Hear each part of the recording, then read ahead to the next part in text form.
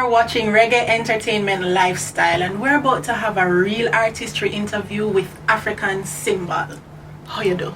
I'm fine. It's a pleasure to be here. Happy to have you. Thank you. You know, I'm about to have a conversation with somebody that I consider a true legend in the music. And we're going to talk about reggae music today. No, yeah. So, if you could think back about the first time you got involved in music, when would that be? Well, my first time getting involved with music, well, my mother used to have a grocery store. Growing up as a kid, coming up, I always fascinated with music. So I asked my bigger brother, can you buy us a record player? And he said, yeah, if you stick to your lesson more and more, then we do so.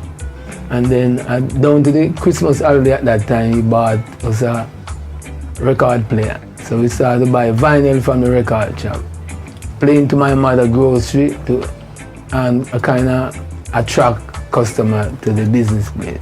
Wow. That's from that time. If you could count that in years, how far back was that in terms of year, from then till now? Well over? Many years. At that time I was about 14, 15. Wow. So from such a young age, you had an interest, you had a love Right, for the music. For the music. From there, playing in your mother's grocery store or in the shop, where did you go next? Well, my mother sent me to study electrical engineering. At that time, when I started to do engineering, I put some funds together and set up a little sound system. It was consist of about 4 boxes. In those times, there were like boxes. At that time, they didn't have plyboard. They have some box they call bagasse board.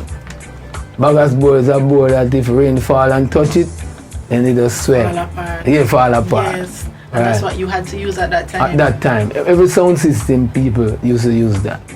Then, finish engineering, my mommy, we get mama sent me to do another interview. They needed an electrician at the airport. That was Montego Bay Airport at the time. And the department was Civil Aviation Department, run by the government.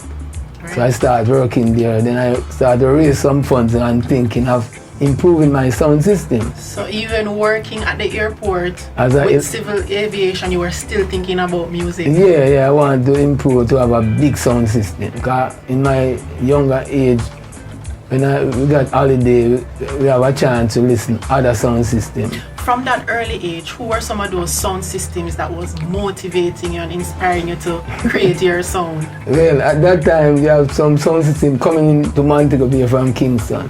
You have King Attorney, and you have Tipatone. My God. That was the sound system. Yeah, that's where Big Youth come out of. All right. So. And then, in those early days, I always think that I want to have a sound system to compete with those other sound systems. Because in Montego Bay, you used to have a sound named Twilight.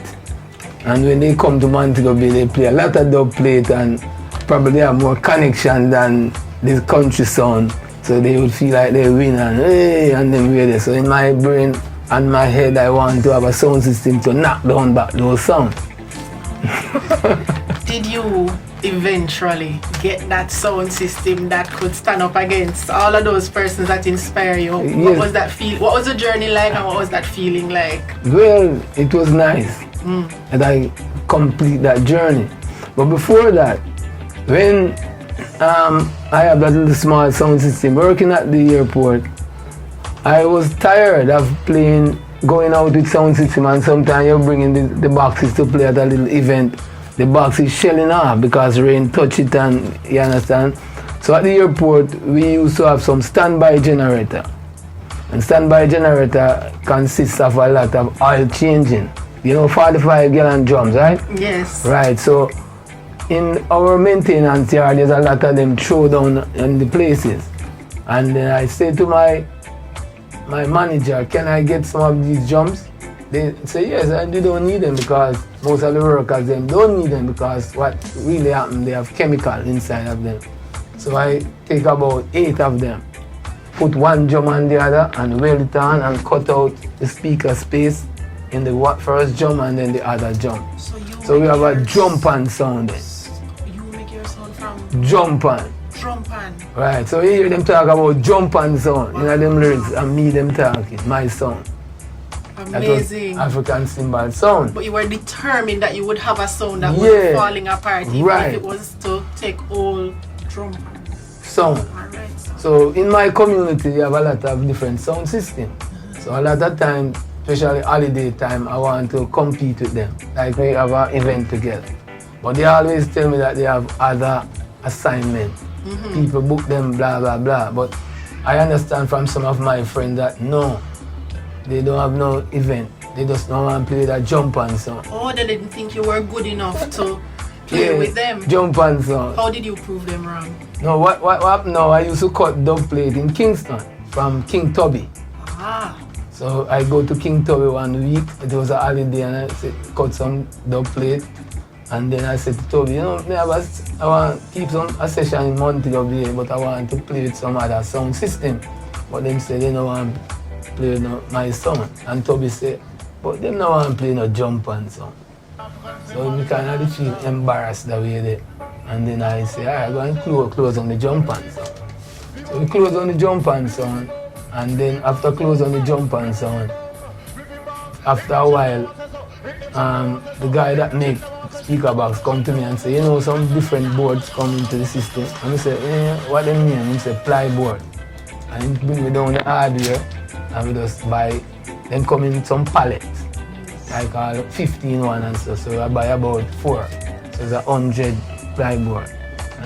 And I give the cabinet guy to make it, and out of that we get about 65 to 70 boxes. 65 to 70 boxes. Speaker box, double 18. So one box you can have 2 speakers.